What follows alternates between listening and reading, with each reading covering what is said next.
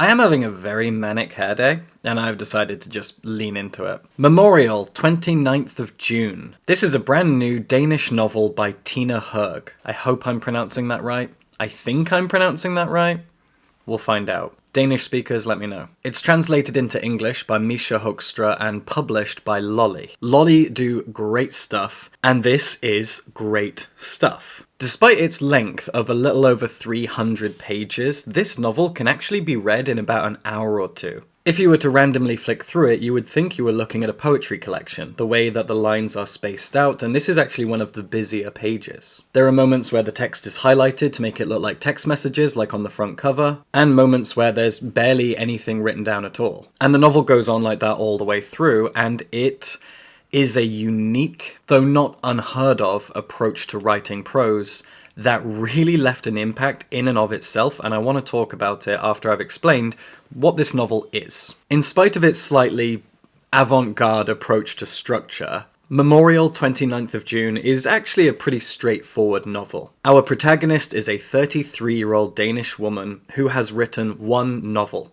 and it was pretty successful. So she's a published author, and she's working on her second novel. This second novel is about an obscure Polish sculptor who spent his days as a construction worker, and then in his basement were found a bunch of really amazing sculptures made using cement, which is what he uses in his day job. And Asta wanted to write a novel about him, although she is struggling with it. She is taking it slow and working on it piece by piece and procrastinating and just not having the best time getting it down on paper. When the novel begins, Asta and her best friend Mai, who is the mother of a 2-year-old son, have both been invited to a memorial. It is the 10th anniversary of the death of a friend of theirs from university, and this invitation leads us back through Asta's memories as she explores her time at university, her relationship with the guy who died, whose name was August, how he died, why he died, what led to his death.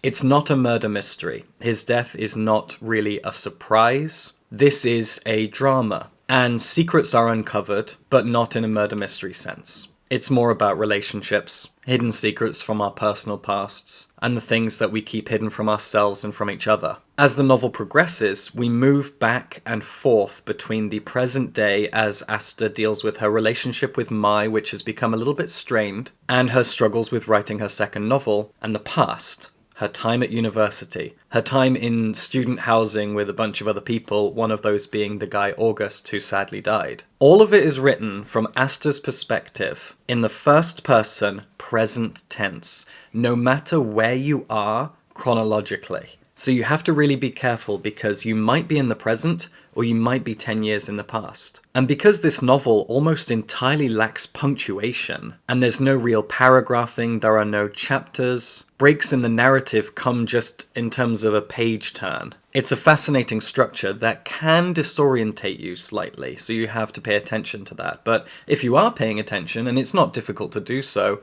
you'll be fine. Now, as I said at the beginning, the most interesting thing about this book is arguably its structure. And that structure is explored in a way and utilized in a way that I found truly compelling and something that really helped propel the plot, the characters, the relationships, and the emotions of the novel. There's one other novel that I've read that struck me in the same way in terms of its use of space, its minimalism, its sporadic nature, and that is The White Book by Han Kang, which I believe was translated from Korean to English by Deborah Smith. Han Kang is most famous for her novel The Vegetarian, but her book The White Book really took me by surprise. It's about the concept of whiteness, and thematically every chapter is about a white thing, but it also uses the whiteness of paper and the space between words, lines, paragraphs, and chapters to really support its narrative and its tone and its imagery. This novel does something very, very similar. The way that lines are spaced out in this novel, the fact that no line, no sentence ends with a full stop, and there's very little other punctuation, means that the way that lines separate is considered. And this must have been a really interesting job for the translator as well. Lines will be cut at very interesting moments, when they didn't need to be because there is a run-on sentence, but that sentence will be cut in half and the second half will begin on the next line. Just like in poetry. This is a normal technique used by poets all the time, and I can't remember what it's called. I'm trying to pull back from my English teacher days, and no, I have no idea what it was called. But this novel utilizes that, so in a way, this ordinary piece of prose feels very poetic because the structure, the rhythm of the words, of the narrative is important and has emotional impact and weight in and of itself. The spaces between lines are really, really important. You will have 3 or 4 lines that make up a single sentence that's been chopped up very specifically to create what looks like a stanza. And then you'll have a break, and then you'll have another line, sometimes a piece of dialogue spoken by someone else, or perhaps just a bit of description. But these separations are done with intent, with purpose. There are even moments when pages are just blank, and you stop. And you stare at that blank page, you consider the pages that led to it, what happened in those moments, and you take a breath, and then you continue. If you couple that structural intent, with the fact that this is a very, very short narrative, because the words are so spaced out, the word count is probably quite low, every word must count. Every word must have weight and carry meaning. There is nothing wasted here. Every single thing is carved out and placed in the text very purposefully and with assuredness. I really, really respect that. And again, it's like poetry. We can't pretend that every author ever who has ever had a book published needed every word. There must be so many authors out there who would read through one of their own books, maybe years later, and go, I didn't need that line, that paragraph, that chapter, that bit was too wordy, blah, blah, blah. When it comes to poetry, an entirely different medium, words matter. Every word has to mean something in terms of the meaning and in terms of the structure, the pace, the tone, the rhythm, blah, blah, blah. This is exactly like that. Again, it's poetic. Every word must mean something. Every word has to matter for the narrative to work. And because not a single word is wasted, and because space and structure are characters in this story, they are things that carry weight and theme, what it means is that you come to love and respect these characters and know them very intimately in spite of how short the book is. It leaves an enormous impact just like a poem does. You can read a novel that's 300-400 pages long and you'll come away feeling a lot of love for the characters. But you can also do that when you read a poem that's made up of 10 lines on a single page. You come away from that poem feeling an intimate connection with the person who wrote it or the person that the poem is about. There is an intimacy there because of the structure, because of the rhythm, and because the words all mean something.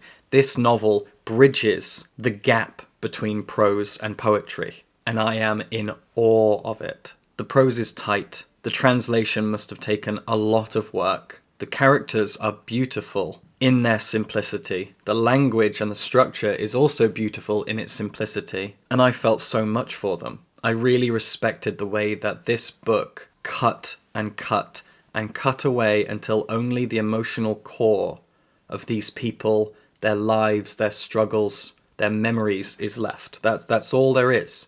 This book is all core.